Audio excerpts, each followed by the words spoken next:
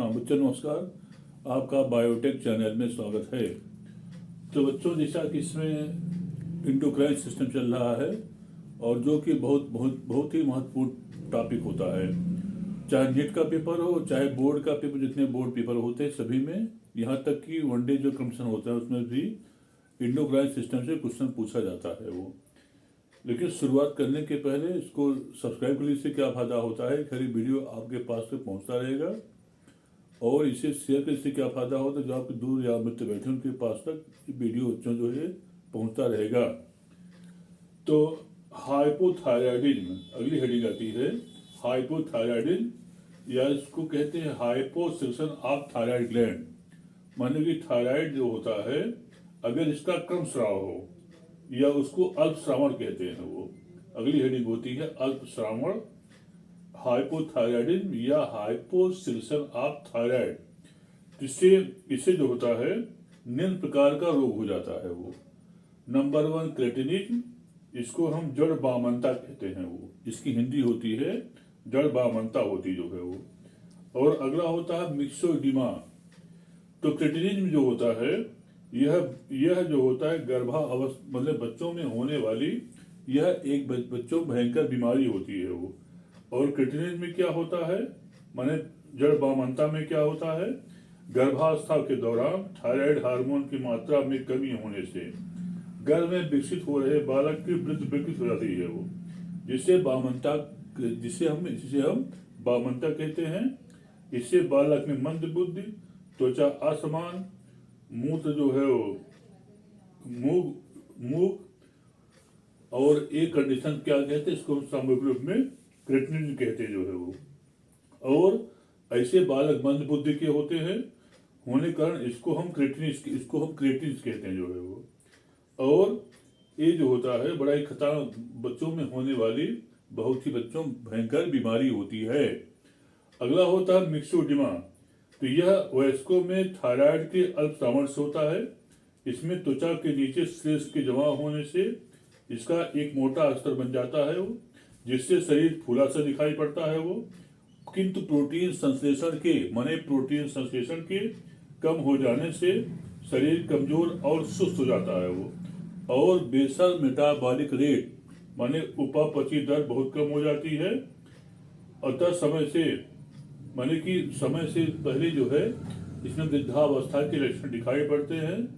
इसमें बाल झड़ जाता है, बालों का सफेद और खुरदरे होना, त्वचा का पीलापन और खुरदरापन, आवाज धीमी व भारी। तो ये सब जो होता है, और कोलेस्ट्रॉल की मात्रा शरीर में बच्चों की क्या हो जाती है, वो बढ़ जाती है वो। तो ये सब कंडीशन जो होता है इसको हम मिक्सोडिमा कहते हैं वो। अगला होता है सिंपल ग्वाइटर। नंबर 3 आता है, नंबर 3 सिंपल ग्वाइटर, इसको साधारण घेगा कहते हैं वो। तो थायराइड ग्रंथि के बड़ी होकर के फूलने को क्या कहते हैं बच्चों, घेगा रोग कहते हैं। तो पहले घेगा जो है वो ये माना जाता था कि पहले माना जाता था कि घेगा रोग जो है वो अच्छे के लिए माना जाता था।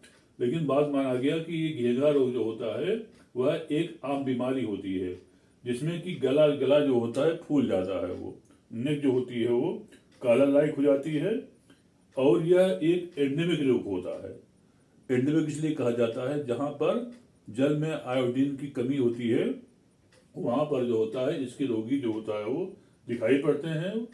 इसमें क्या हो जाता है कि जब रात में जो सोते हैं तो सिंपल ग्वाइटर में क्या होता है, गेगा मतलब गला फूल जाता है और यह एक एंडेमिक रोग होता है वो। तो इस केस में क्या होता है कि जब आदमी सोता है तो उसके घर की आवाज आती है, जिसको कि हम सिंपल ग्वाइटर कहते हैं जो है वो। अगला होता है हाशिमोटो डिजीज।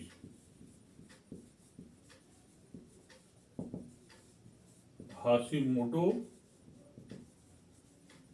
डिजीज, अच्छा हाशिमोटो डिजीज में क्या होता है, कभी कभी वृद्धावस्था, चोट, संक्रमण, शस्त्र चिकित्सा आदि के कारण थायराइड ग्रंथि के अत्यधिक अल्पश्रावण से जो होता है इसके हार्मोन्स की मात्रा इतनी कम हो जाती है कि शरीर कोशिकाओं में संबंधित इनकी ग्राही प्रोटीन तक को इनकी पहचान नहीं हो पाती है वो। अतः शरीर का जो इम्यून सिस्टम होता है वह इन्हें इन्हें स्वयं शरीर के पदार्थ ना मान करके बल्कि विजातीय अर्थात इनको टॉक्सिक सब्सटेंस मानने लगता जो है वो। अतः शरीर में इस हार्मोन को नष्ट करने वाले एंटीबॉडीज बनने लगते हैं वो, जो कि स्वयं ग्रंथि को नष्ट कर देते हैं वो। तो इस प्रकार के, इसलिए इसे हम थायराइड की सुसाइड या आत्महत्या कहते हैं वो। तो बड़ा खतरनाक रोग होता है जिसको बच्चों में क्या कहते हैं, हाशिमोटो डिजीज कहते हैं जो है वो। तो बड़ा खतरनाक रोग होता है। तो माने कि ये जो है हाइपोथायराइड या हाइपोसेक्शन ऑफ थायराइड से 4 बीमारी होती है। नंबर 1 क्रिटिनिज्म होता है, नंबर 2 मिक्सोइडिमा होता है, नंबर 3 होता है सिंपल ग्वाइटर होता है, और नंबर 4 होता है हाशिमोटो डिजीज होता जो है वो। अब होता है नेक्स्ट आता है हाइपरथायराइडिज्म। नेक्स्ट है हाइपरथायराइडिज्म।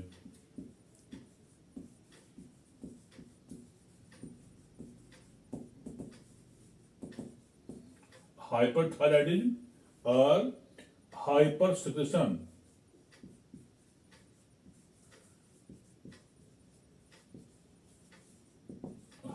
Secretion of thyroid. तो इसमें केस में क्या होता है, तो इस अनियमितता को थायरोटॉक्सिकोसिस कहते हैं वो। माने ये जो अनियमितता होती है इसको हम थायरोटॉक्सिकोसिस कहते हैं जो है वो।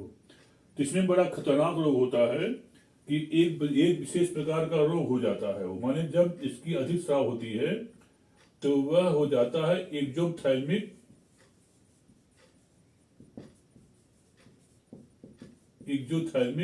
ग्वाइटर रोग हो जाता है वो। तो इस केस में क्या होता है कि जो हमारी नेत्र कोटर होती है, नेत्र कोटर और आई जो ऑर्बिट होता है वो, इसके बीच में श्लेष्म का जमाव हो जाता है वो। इसका परिणाम क्या हो जाता है कि जो आंख का गोलक होता है वह आई ऑर्बिट से ऊपर निकल जाता है वो। तो ऐसे मनुष्य जो है उनकी डरावनी तस्वीर होती है और वो घूरते दिखाई पड़ते हैं जो है वो।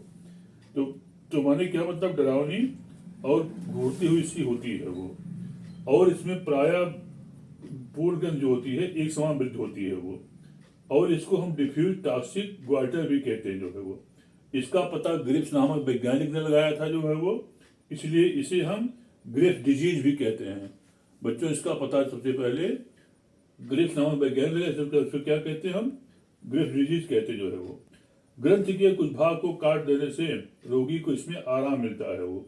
किसी रोगी में अस्थावर करने वाली जो थायराइड ग्रंथ होती है में जगह जगह गांठें बन जाती है वो, और उस कंडीशन को उसको हम प्लूमस डिजीज कहते हैं जो है वो।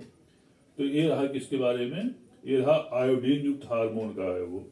अगला होता है थायरोकैल्सिटोनिन, माने ये तो रहा आयोडीन युक्त हार्मोन। और अगला होता है non iodinated hormone of thyroid, non iodinated hormone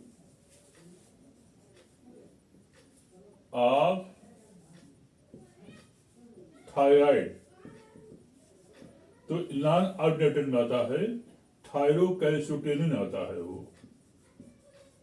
thyrocalcitonin, तो थायरोकैल्सिटोनिन इस हार्मोन का स्रावण जो है थायराइड ग्रंथ के स्टोमा में पाई जाने वाली पैराफॉलिकुलर अर्थात सी कोशिकाओं दो करती जो है वो। माने यह प्रोटीन हार्मोन होता है वो, जो कि रुधिर में कैल्शियम स्तर को एक कंट्रोल करने का काम कर, माने रुधिर में जो होता है कैल्शियम लेवल को एक नियंत्रित करता है वो।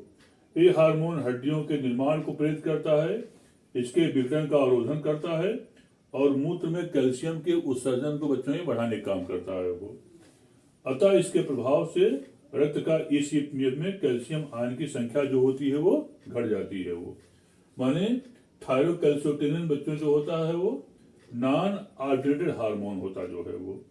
और यह इस हार्मोन का जो स्रावण होती है वह थायराइड ग्रंथि के स्टोमा में पाई जाने वाली पैराफालिकिल अर्थात सी कोशिकाएं करती हैं। वो एक प्रोटीन हार्मोन होता है वो जो कि रुधिर में कैल्शियम स्तर को नियंत्रित करता है। यह हार्मोन हड्डियों के निर्माण को प्रेरित करता है। वो इसके विघटन का अवरोधन करता है और मूत्र में कैल्शियम के उत्सर्जन को ये बढ़ाने का काम करता है। वो और अतः इसके प्रभाव से रक्त या ईसीएफ में कैल्शियम आयन की संख्या क्या हो जाती है, वो बच्चों ये घट जाती है। वो एक इसके बारे में रहा इतना ही। थायराइड ग्लैंड बच्चों को सुनाता है वो जो कि इंपॉर्टेंट होता है, चाहे नेट बेबल हो चाहे बोर्ड बेबल हो तो है वो। अब आती है अगला एंडोक्राइन ग्लैंड होता है और उसको कहते हैं पैराथायराइड ग्लैंड। नेक्स्ट पैराथायराइड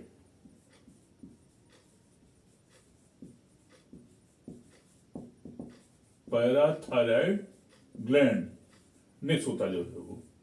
अब होती है पैराथायराइड ग्लैंड जो होता है बड़ा इंपॉर्टेंट इससे भी है ये, माने इससे जो होता है इसमें ये संख्या में माने कि 4 होते हैं और ये जो थायराइड ग्लैंड होती है उसके पीछे मटर के दाने के बराबर और भार में लगभग 25 मिलीग्राम होती हैं वो। और यह जो होता है ग्रंथियों के या भ्रूण के इंडोडर्म से बनती हैं वो। और रचना में यह ग्रंथिल कोशिकाओं के सघन पिंडों के रूप में होती हैं। प्रत्येक ग्रंथि के चारों ओर तंतुमय संयोजी ऊतक का एक महीन खोल होता है वो। और इनकी कोशिकाएं जो होती हैं वो 2 प्रकार की होती हैं। नंबर 1